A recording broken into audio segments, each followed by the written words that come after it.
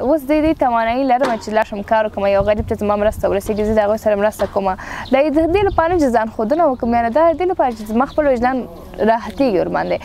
ژوند دی حتما ما هم دا شیان تېر کړي دي زه خپل همدغه هموطن چې ګورم خپل هېوادوال چې ګورم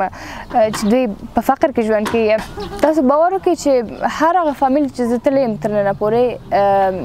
یعنې د دې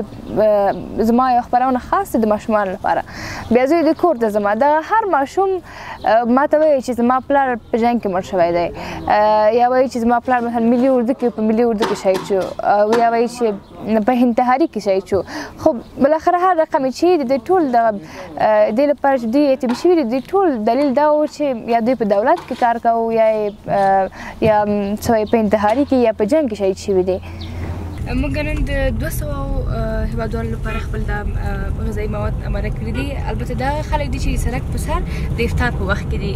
کورونو ته نه ځي یا ځای نه لري دوی چې لاړ شي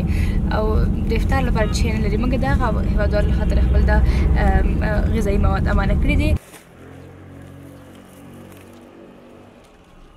بس داخل درس با شما